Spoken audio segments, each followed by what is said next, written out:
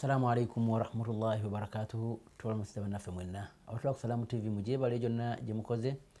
Nze Habibu Semakula, programu yaffe emboozi mu Qur'an ebe kutuuseeko mu budde buno. Tukubaza okubeera nga otulaba nga bulijjo ate era naffe tukusuubiza biidhnihi taala nga gyatuwadde obulamu okubeera nga naffe eddaawe tutambula nayo. Mu studio nga bulijjo tuli mukadde waffe Sheikh Abdultahir Kinobe bwetutambula naye nga atubuulira ku ebyo Allah subhanahu wa taala byatunyumiza mu Qur'an ekitiibwa. Sebo Sheikh nkwaniriza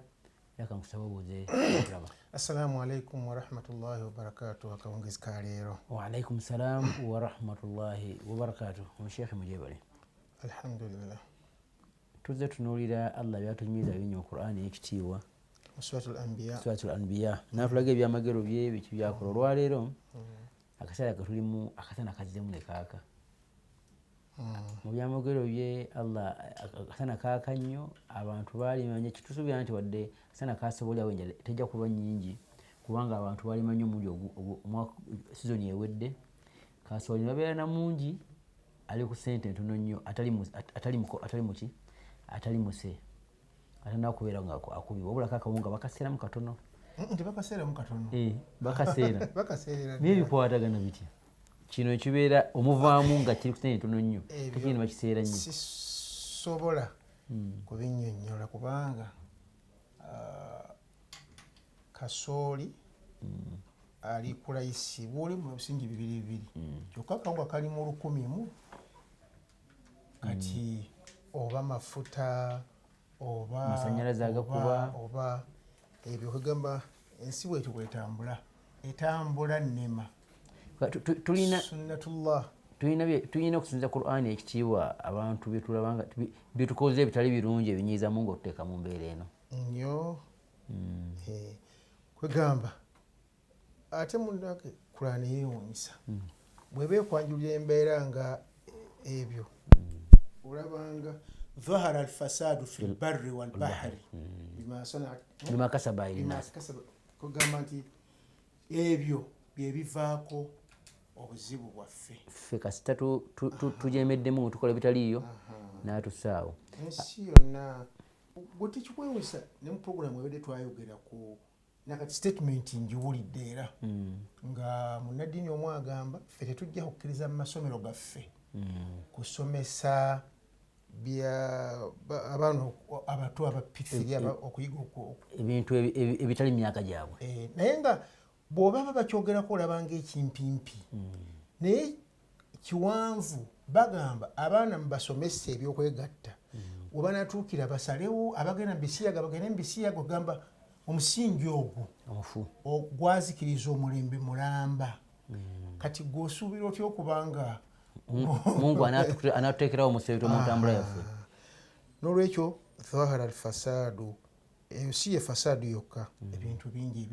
ebyonoonese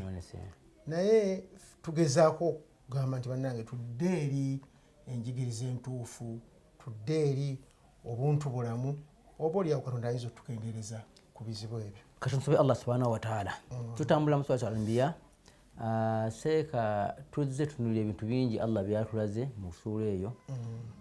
essuula eno nga bwekwatagana ku bannabbi olwaleero ndooza tulabe omubaka sallallahu alaihi wasallam nga waali mubaka alina banne abamukulembera banne balina ebyabatuukako naye oba oli abiyinza oba ndi byamutuukako yasobola otyo biyitamu oba ye yali exceptional yawona n'atajejebwa n'atayisibwamu lugaayu ye n'asigala nga ebiba bitwala butwazi kyekya essuula entunyumiza etya ku mbeera y'omubaka. 34 gye twavudde okusooka baagamba nti ebyo byagenda ayogera tulindiridde ajja kuvaawo. Katonda n'ayanukula n'agamba wama jaalna libasharin min qablika alkhulda olubereberyeru tetukolangayo muntu oba tetuwangazanga muntu nga walubeerera gitalivaawo. Afa in mitta fahumul khalidun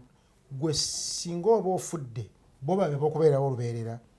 Aya nezijja nga zinyonyola wa idha aya 36 wa idha raaka alladhina kafaru abakaafuwala bwe baamulabanga in yattakhidhunaka illa huzwan bakulabanga ne bakinagguka ne bagamba ahatha alladhi yadhkuru alihatakum oyo yabadde yayogera ku bakatonda bammwe wahum bidhikri rrahmani hum kafirun naye ng'ate bo mu kwogera ku katonda bakiwakanyiza ddala kakati ne bijja bwe bityo wayaquluuna aya 38 kwonna tuli mu kujeeja wayaquluuna mata hatha alwadu in kuntum sadiqin juga lya sura ya makka ekiyama ekyogerako wayaquluuna era bongera ne bagamba tebakoma kwebyo kujeeja kwebyo wayaquluuna era bagamba mata hatha alwadu in kuntum sadiqin enkomerero eno gyoyogerako nti abantu bakole birungi balina okusasulwa bibyaddi mu aya nyingi yasalunaka ani saa ayana mursaaha kyama kyogero tiisatiisa abantu kubanga abantu twagala tutiisatiisa kale kibeewo laukano naye kuba n'agamba law ya'lamu alladhina kafaru hina la yakuffuna an wujuhihim an-nar wala an dhuhurihim wala hum yunsarun singa abakafiiri bamanyi ebibonereza engeri gigenda okubatuukako baali badde tebeetantala kusaba nti kale bijje era ne nuuhu twagamba nti bamugamba qaalu ya nuuhu laqad jadaltana kathiran fa aktharta jidalan faatina bima ta'iduna tukooye oyitiriza kale yo bijje katonda asalewo kakati bal ta'tihim ekugamba nti singa katonda wanayokuna walam ya'lamu alladhina kafaru singa abakafiiri bano bamanyi okumanya ddala okwefumiitiriza tebaali yetantadde kusaba ebibonerezo bino kujja kubanga bal ta'tihim baghtatan ebibonerezo bigenda kubajjira kibwatukira fatabhatuhum bibakange fala yastati'una radda wa hum la yunzaruna yawm alqiyama nga bayingira omuliro kati walaqad istuhzi'a birusulin min qablika bino ebikulembedde bino byonna ebitugenze tugamba ebyokumujeeja tebikuyigula tebikutiisatiisa oba tebikunakuwaza tebikujja ku mulamwa eyo yenkola y'abawakanya ababaka bonna n'abasookawo kwega nti aleme kugamba nti bano ekigambo nga kimpitiriddeko bonna banjeeja bujeeja nedda sunnatullah abantu bonna abatumirwa ababaka yenneeyisa yaabwe agume aleme kutya nnyo nti tekisookedde ku ggwe ne banna abakulembera yenkola bye baasanga ebyo ebizibu walaqad istuhzira birusulin min qablika ddala mazima ababaka abakusookawo bajeejebwa fahaqa billadhina sakhiru minhum ma kanu bihi yastahzi'un ebibonerezo bye baali bajeeja nga bajerega bagenda okukeera ku makyanga beetoolodde qul bagambe man yakla'ukum billayli wannahaari min arrahman bal hum an dhikri rabbihim mu'ridun bagambe ani ayinza okubataasa katonda ekiro n'emisana ani ayinza okubataasa ku katonda singa aba ayagadde okubatuusako ekintu kyonna emisana oba ekiro bal hum naye wabula bana bajeeje bannabbi bal hum an dhikri rabbihim mu'ridun kubikwata kwogera katonda waabwe tebabyagalira ddala tebagalira ddala kubyogera ku byakatonda gwekola ebirala byonna ate nensi gitwangalira kati bweti ebyakatonda nti tombulira tukola sente kale am lahum aliha tamnauhum min dunina abaffe balina bakatonda bebasinza abayinza okubataasa katonda nga aleese kuba ebibonezo bireete leeta beesize eki abaffe balina bakatonda abo basinza kubanga bonna balina bakatonda basinza n'abo bagga tebalina tebakkiriza mu katonda balina bebasinza bwekiri kati kano kyagamba nti abaffe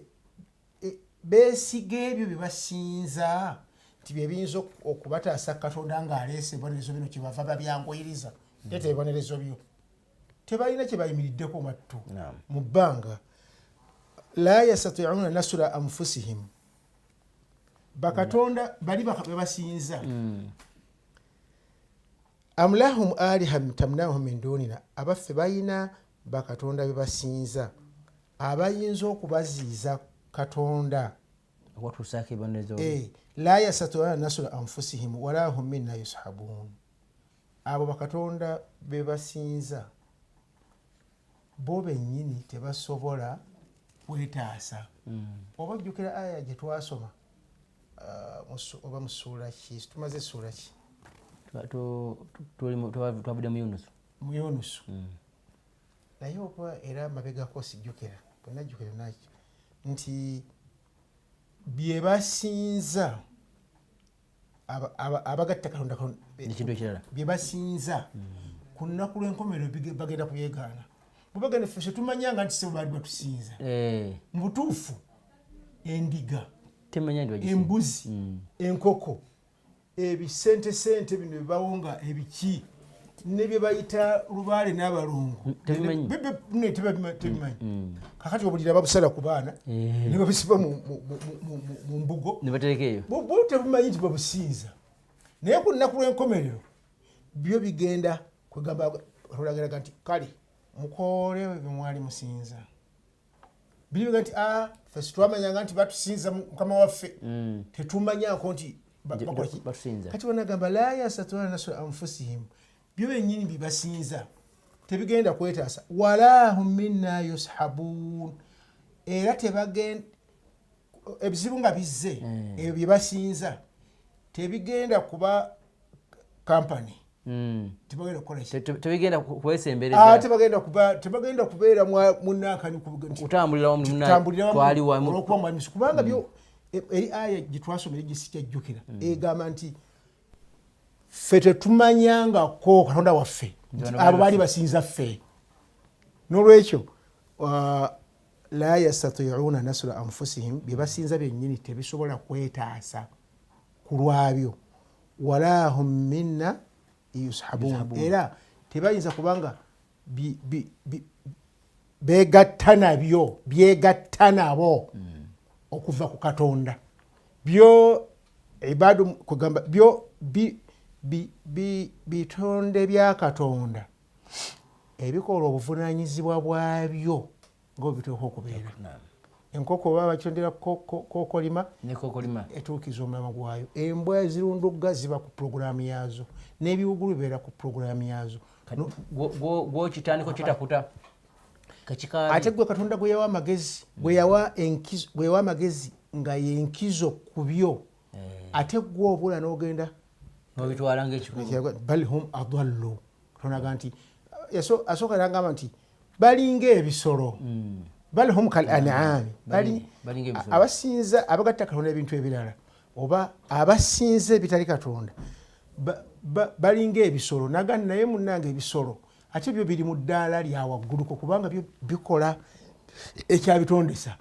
babitonda ku bisala era olaba olufula buli lunaku bisalibwa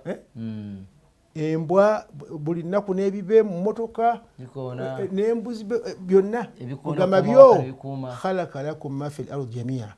ekyabitondesa bituukiriza ekyabitondesa omuntu yabula n'ajagamba nti ate kakati tusinze bino ate bye bamutondera okumuwondereza obulamu. Salamu TV kwoli program gyoliko emboozi mu Qur'an ekitiibwa omubaka sallallahu alaihi wasallam bamujeja naye tebasookaye ne banne abamukulembera ababaka bajejebwa abantu abeeranga mu tumutegedde ebivaamu bitusinze ebyo bitali Allah bijja twegaana n'olw'ensonga eyo mukwano kyo gwobeera nagwo mamusubiseede eby'obuzibu butakujja kubeera nga okuyamba tubeere nga tusinza Allah subhanahu wa ta'ala mb'omuwe katumulemu katonda tujja kudda tovaawo sigala.